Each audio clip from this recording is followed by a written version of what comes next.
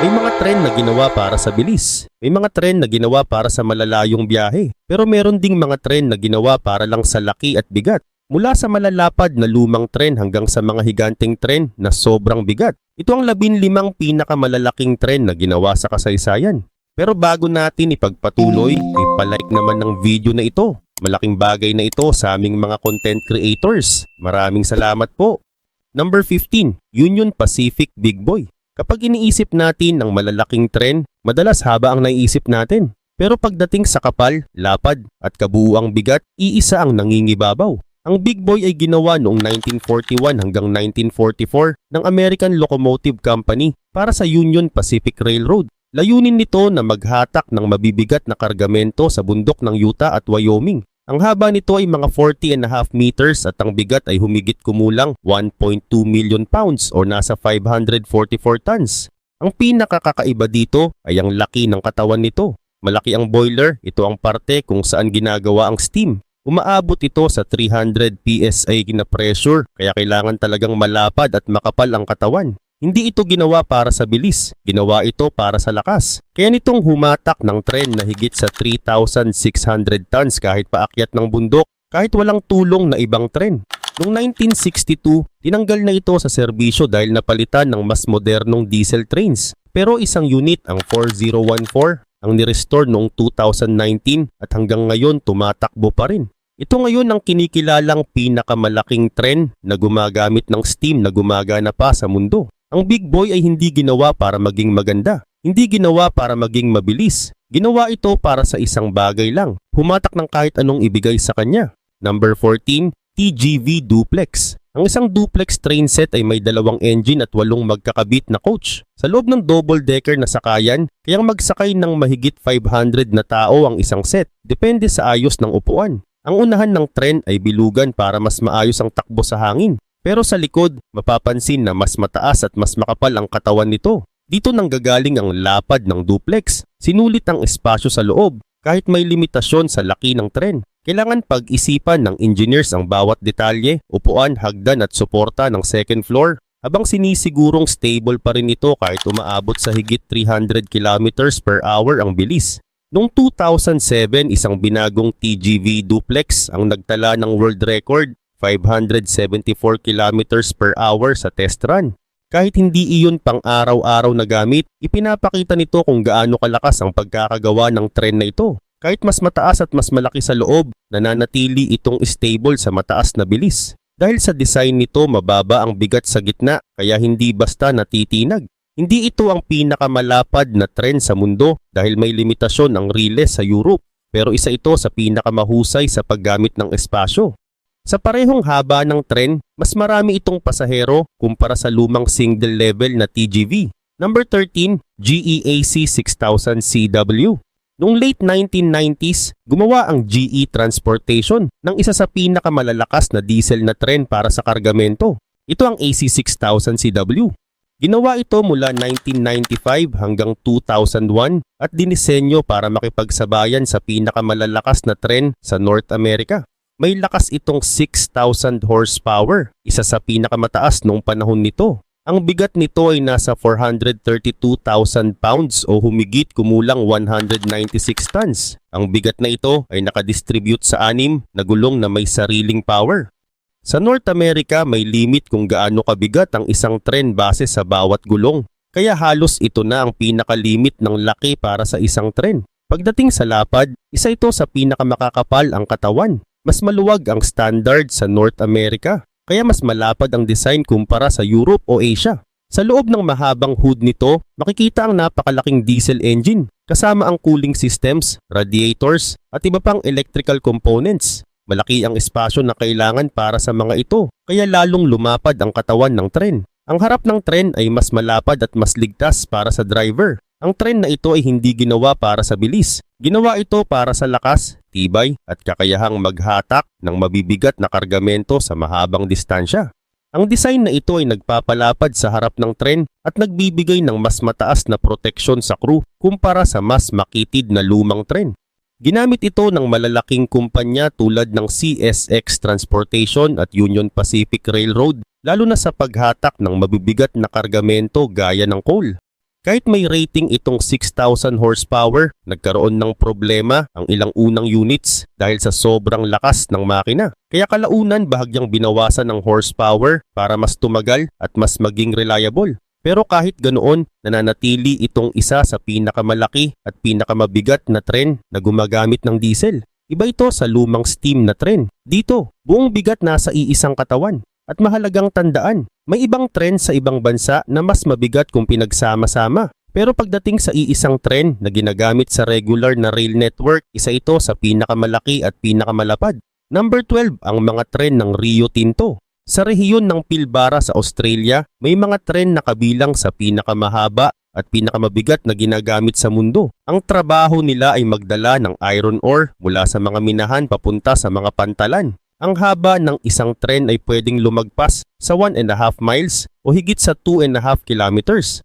Karaniwan may maraming tren sa unahan at minsan may dagdag pa sa gitna na humihila ng higit sa 200 na wagons. Kapag puno, ang bigat ng isang tren ay kayang lumagpas sa 30,000 tons. Ibig sabihin isa ito sa pinakamabibigat na tren na regular na ginagamit sa buong mundo. Bawat wagon ay puno ng bakal na mineral, kaya sinasagad ang kapasidad nito. Ang riles na ginagamit dito ay pribado at ginawa talaga para sa ganitong klase ng operasyon. Dahil hindi ito hinahaluan ng passenger trains, mas napapalakas ang design para sa sobrang bigat. Noong 2018, naglunsad ang Rio Tinto ng kauna-unahang fully autonomous na long-distance freight train system. Ibig sabihin wala ng driver sa loob. Kontrolado ito mula sa malayong control center. May mga eksperimento noon na mas mahahaba pa sa tren na ito. Tulad ng isang train noong 2001 na umabot sa halos 7.3 kilometers pero hindi iyon regular na ginagamit. Ang mga tren ng Rio Tinto ay totoong ginagamit araw-araw sa ganitong kalaking operasyon. Sa simpleng salita, hindi lang ito isang tren, parang malaking bundok na gumagalaw na hinati sa maliliit na bahagi. At kahit may mabibigat ding tren sa ibang bansa tulad ng coal trains sa US at iron ore trains sa Brazil, ang mga tren sa Pilbara ay halos palaging kabilang sa pinakamalaki sa araw-araw na gamit. Isang tren na lampas 2 kilometro ang haba at may dalang libu-libong tonelada. Isa ito sa pinakamalalaking tren na ginagamit sa mundo ngayon. Number 11, Pennsylvania Railroad S1. Noong 1939, ipinakita ng Pennsylvania Railroad ang isa sa pinakamalalaki at pinakakahanga-hangang steam na tren na nagawa. Tinawag itong S1 at ginawa ng Baldwin Locomotive Works. Ipinakita ito sa New York World's Fair at agad itong naging sentro ng atensyon dahil sa laki nito. Kung ang Big Boy ay ginawa para sa lakas sa kargamento, ang S1 naman ay ginawa para sa bilis sa sakay ng tao. Pero sobrang laki pa rin. Ang haba nito ay mga 42.7 meters kasama ang lagayan ng uling at tubig at ang bigat ay lampas 1 million pounds o nasa 480 tons. Ang kakaiba dito ay ang wheel design nito. Isang buo at tuloy-tuloy na katawan nito. Hindi ito hinahati tulad ng ibang malalaking tren. Malaki ang bahagi nito na gumagawa ng steam kaya kaya nitong tumakbo ng sobrang bilis. Pwede itong umabot ng higit 100 miles per hour kapag maayos ang takbo. Sa itsura kakaiba rin ito. May makinis na katawan nito na parang isang buo at tuloy-tuloy na hugis. Halos natatakpan ng lahat ng gumagalaw na parts. Dahil dito, lalo itong mukhang malapad at makapal. Pero may kapalit ang laki nito. Dahil solid ang frame, nahihirapan itong lumiko sa masisikip na kurba. Mas bagay ito sa mahahabang diretsyo na riles. Isa lang ang ginawang ganitong tren. Pumasok ito sa serbisyo noong 1940 at tinanggal noong 1949. Hindi ito naingatan. Tinanggal na ito at ginawang bakal ulit at ngayon, sa mga larawan at dokumento na lang ito makikita. Pero hanggang ngayon, isa pa rin ito sa pinakamalalaking tren na gumagamit ng steam na pinagsama ang laki at bilis sa iisang makina. Number 10, EMD DDA40X Centennial. Noong 1969, gumawa ang Electromotive Division ng pinakamahabang diesel na tren na iisang piraso lang. Ginawa ito para sa Union Pacific Railroad bilang pagdiriwang ng ika-100 taon ng unang transcontinental railroad sa US. Kaya tinawag itong Centennial. Ang bawat unit ay may habang humigit kumulang 29.9 meters o halos 98 feet. Dahil dito, isa ito sa pinakamahabang diesel na tren na buo. Hindi hati-hati. Hindi tulad ng karaniwang tren na may isang engine lang. Ang EMD DDA40X Centennial ay may 2 diesel engine sa iisang katawan. Bawat isa ay may lakas na 3,300 horsepower, kaya pinagsama, umaabot ito sa 6,600 horsepower, ang pinakamalakas noong panahon nito. May 8 gulong ito na may lakas para pantay ang bigat ng mga 247 tons at pasok pa rin sa limit ng riles. Pagdating sa laki, makapal ang katawan nito. Malapad ang harap, mahaba ang loob, at dahil dalawa ang engine, doble rin ang mga system sa loob, tulad ng pagpapalamig, fuel at kuryente. Ibig sabihin hindi lang ito mahaba, siksik din ito sa loob. Sa pagitan ng 1969 hanggang 1971, 47 units ang ginawa at ginamit hanggang kalagitnaan ng 1980s. Kalaunan, naging mas praktikal ang paggamit ng maraming mas maliliit na tren kaysa isang sobrang laki at komplikadong makina. Isang unit ang 6936 ang na-preserve at tumatakbo pa rin hanggang ngayon para sa special trips. Hanggang ngayon ito pa rin ang pinakamahabang diesel na tren na buo. Number 9, N700 Series Shinkansen. Kung pag-uusapan ang lapad at laki ng loob ng tren, isa ito sa pinaka-nangunguna sa mga high-speed trains sa mundo. Pinapatakbo ito ng Central Japan Railway Company at West Japan Railway Company at nagsimula noong 2007. Ang Japan ay may sariling high-speed rail system mula pa noong 1964, kaya mas malaya silang mag-design ng mas malalapad na tren kumpara sa Europe. Ang lapad nito ay humigit kumulang 3.38 meters na mas malapad kaysa karamihan ng high-speed train sa Europe. Dahil dito mas maluwag ang loob. Sa standard class may 5 upuan sa isang hilera, 3 sa isang side at 2 sa kabila. Sa first class, 4 na upuan lang, 2 sa bawat side, kaya mas maluwag. Ibig sabihin mas maraming tao ang kasya kahit hindi pinapahaba ang tren. Ang isang standard na N700 series Shinkansen sa Tokaido Line ay may 16 na piraso ng tren at kayang magsakay ng higit 1,300 na tao. Kapag tiningnan mo ito sa harap, mapapansin agad na malapad at stable ang itsura nito. Para mabalanse ang laki at bigat, ginawa ang katawan nito gamit ang magaan na aluminum. Kailangan din itong maging aerodynamic dahil umaabot ito sa 285 km per hour sa normal na biyahe. Ang harap nito ay may espesyal na hugis para maayos ang daloy ng hangin habang nananatiling matibay ang katawan. Isa pang problema sa ganitong tren ay ang tunnel boom, yung malakas na tunog kapag pumapasok sa tunnel. Kaya inayos ng engineers ang pressure at hugis para mabawasan ito. Ang kakaiba sa tren na ito, ang kapal nito ay nasa lapad, hindi sa taas. Mas malapad ito kumpara sa mga lumang tren sa Japan, kaya mas maraming pasahero ang kasya sa loob. Dahil hiwalay ang Shinkansen lines at hindi ito kahalo ng freight trains, mas nagagawa nilang gamitin ang ganitong kalapad na design nang walang problema sa clearance. Sa madaling salita, isa ito sa pinakamalalapad at pinakamaraming capacity na high-speed train na ginagamit araw-araw.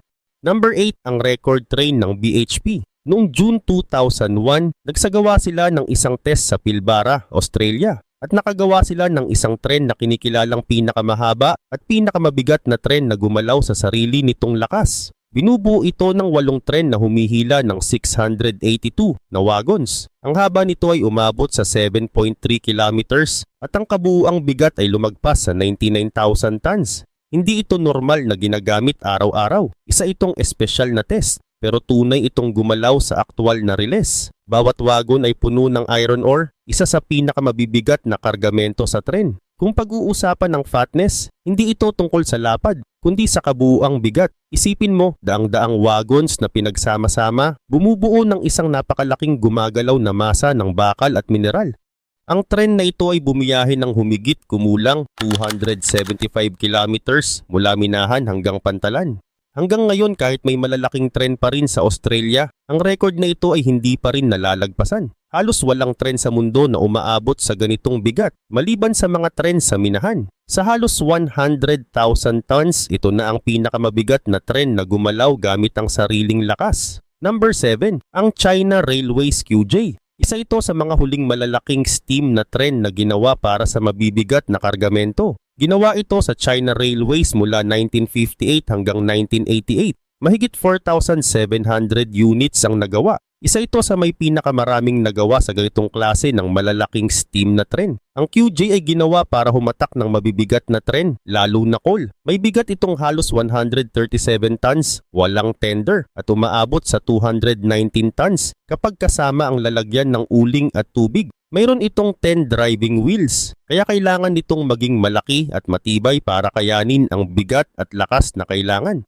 Sa harap makikita ang makapal na cylindrical boiler, malapad na smoke box at malalaking steam cylinders. Hindi ito ginawa para maging maganda, ginawa ito para sa trabaho. Kita ang lahat ng bahagi nito at malaki ang bahagi na gumagawa ng steam. Ginamit ito sa hilagang China at Inner Mongolia para humila ng mahahabang tren ng coal hanggang early 2000. Habang ang ibang bansa lumipat na sa diesel at electric, ginagamit pa rin ang steam sa China noon. Ngayon may ilan pang QJ locomotives na na-preserve at ginagamit sa heritage railways sa loob at labas ng China. Isa ito sa huling halimbawa ng malalaking steam locomotive na ginawa sa napakaraming bilang. Number 6. Ang South African Class 9E. Sa Sishen Saldanha Railway Line sa South Africa, makikita ang isa sa pinakamalalakas at pinakamabibigat na electric freight locomotives. Ginawa ito para sa Transnet Freight Rail. Tumatakbo ito sa 50 kV AC electrified line. Isang rails na ginawa talaga para sa mabibigat na kargamento ng iron ore. Ang bigat nito ay halos 190 tons. May 6 na gulong na tumutulak kaya malakas ang hatak nito kahit sa mahahabang tren. Sa simpleng salita, ang tren na ito ay ginawa para sa isang bagay. Humila ng napakabigat na kargamento ng tuloy-tuloy at walang tigil. Sa normal na operasyon, ang South African Class 9E ay hindi nag-iisa. Karaniwan maraming tren ang nasa unahan at may dagdag pa sa gitna o likod. Pagkakasama nilang hinihila ang tren na maaaring umabot sa higit 340 wagons at ang kabuuang bigat nito ay madalas lumalagpas sa 40,000 tons. Mas malapad at mas mataas ito kaysa sa karaniwang tren ng pasahero. Dahil electric ito, may malalaking gamit sa loob para gumana. Lalo na dahil gumagamit ito ng 50,000 volts. Ang relays na ginagamit nito ay espesyal at ginawa para lang sa freight, umaabot ng halos 860 kilometers. Kayang-kayang suportahan ng sobrang bigat na tren. Sa kabuuan, isa ito sa pinakamalaki at pinakamabibigat na electric na tren na ginagamit araw-araw. Number 5 ang Velaro RUS na kilala bilang Sapsan. Kapag iniisip natin ang high-speed trains, madalas payat ang itsura. Pero ang tren na ito ay isa sa pinakamalalapad. Ginawa ito ng Siemens para sa Russian Railways at nagsimula noong 2009 sa ruta ng Moscow hanggang St. Petersburg. Mas malapad ang relays sa Russia kumpara sa Europe, kaya mas malapad din ang tren. Ang lapad nito ay mga 3.26 meters, kaya mas maluwag ang loob kaysa sa karamihan ng high-speed trains sa Europe. Ang bawat set ay may 10 na bahagi at kayang magsakay ng higit 600 na pasahero. Gumagamit ito ng magaan na aluminum para hindi maging sobrang bigat habang nananatiling matibay. Kahit malapad, maayos pa rin ang hugis nito para manatiling mabilis. Hindi ito tumatakbo sa hiwalay na riles tulad ng sa Japan, kaya kailangan nitong umayon sa mga riles na ginagamit na. Ang lakas nito ay nakaayos sa iba't ibang bahagi ng tren, kaya mas marami ang espasyo para sa pasahero at mas maayos ang takbo. Sa madaling salita, ginamit ng tren na ito ang mas malapad na riles para maging mas maluwag at mas komportable ang biyahe. Ang Velaro RUS ay kabilang sa mga pinakamalalapad na modern high-speed passenger trains. Number 4, ang PRRT-1. Sa huling panahon ng steam na tren sa Amerika, isa ito sa pinakamalaking plano. Ginawa ito para sa Pennsylvania Railroad mula 1942 hanggang 1946. Ang T1 ay isang duplex na tren may dalawang set ng gulong sa iisang katawan para sabay ang bilis at lakas. Ang bigat nito ay mga 227 tons kung wala ang lalagyan ng uling at tubig at higit 800,000 pounds kapag kasama iyon. Ang pinakakapansin-pansin dito ay ang itsura nito. May makinis at bilog na katawan na dinisenyo ni Raymond Loewy na tumatakip sa karamihan ng mga bahagi. Sa harap malapad ang unahan at makapalang katawan, kaya mukhang mas malaki kumpara sa ibang tren. Ginawa ito para sa high-speed passenger service at kayang umabot ng higit 100 miles per hour. Pero nagkaroon ito ng problema sa pagiging maaasahan. Madalas dumudulas ang gulong at mahirap i-maintain. Pagsapit ng early 1950s, napalitan na ito ng diesel locomotives. Lahat ng 52 units ay tinanggal noong 1956 at wala nang natira ngayon. Pero may grupo na gumagawa ng replika gamit ang original na design. Sa madaling salita, isa ito sa pinakamalaki at pinakamakapal na steam na tren para sa pasahero. Number 3, ang EMD SD90MAC. Noong 1990s, gusto ng North American Railroads ng mas malakas at mas tipid na tren. Kaya gumawa ang electromotive diesel ng isa sa pinakamalalakas na diesel na tren. May lakas itong umaabot sa 6,000 horsepower, isa sa pinakamataas para sa iisang makina. Ang bigat nito ay nasa 190 hanggang 196 tons. Merong 6 na gulong para pantay ang bigat at malapad ang katawan dahil sa laki ng makina. Sa kargamento, ginawa ito para sa isang bagay, maghatak ng mabibigat na dala ng mas mabilis at mas tipid. Sa simpleng salita, isa ito sa pinakamalaki at pinakamakapal na diesel na tren na ginagamit sa araw-araw. Ang EMD SD90 MAC ay nagiging mataba dahil sa laki ng katawan at bigat ng laman nito sa loob. Ang mahabang hood nito ay naglalaman ng napakalaking makina. Alinman sa 16-cylinder engine o mas malaking 265H engine sa high-power version.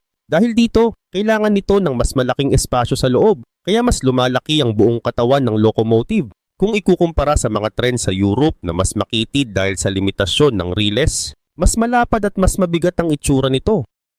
Ginamit ito ng mga malalaking kumpanya tulad ng Union Pacific Railroad at Canadian Pacific Railway. Sa harap makikita ang malapad na harapang bahagi at sa likod nito ay ang mahabang hood na puno ng engine, cooling systems at electrical components. Sa kombinasyon ng lakas, laki ng makina at lapad ng katawan, isa ito sa pinakamalaki at pinakamakapal na diesel na tren na ginagamit sa araw-araw. Number 2, ang Union Pacific 9000 class. Noong 1926, ipinakilala ito ng Union Pacific Railroad bilang kakaibang disenyo sa mga steam locomotive. Kilalang kilala ito sa wheel arrangement nitong 412-2 na may 12 driving wheels, isang bihirang setup. Kabuuang 88 units ang ginawa mula 1926 hanggang 1930. Ang bigat nito ay halos 219 tons at higit 800,000 pounds kapag kasama ang lalagyan ng uling at tubig. Dahil sa 12 na gulong na tumutulak, kinailangan nito ng mahaba at malapad na katawan.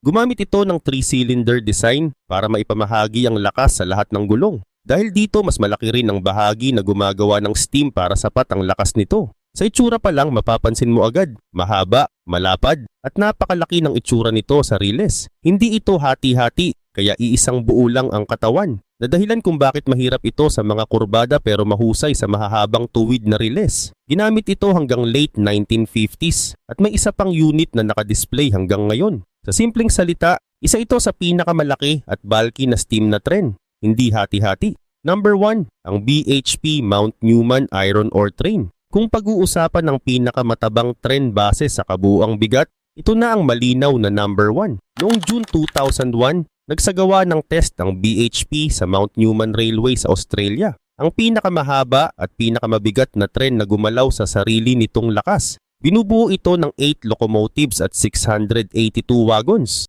Umabot sa 7.35 kilometers ang haba at lumagpas sa 99,700 tons ang bigat. Sa madaling salita, ito ang pinakamalaking gumagalaw na tren na naitala. Hindi dahil sa lapad kundi dahil sa sobrang bigat nito. Para mas maintindihan, karaniwan ang tren para sa kargamento sa North America ay nasa 10 to 15,000 tons lang.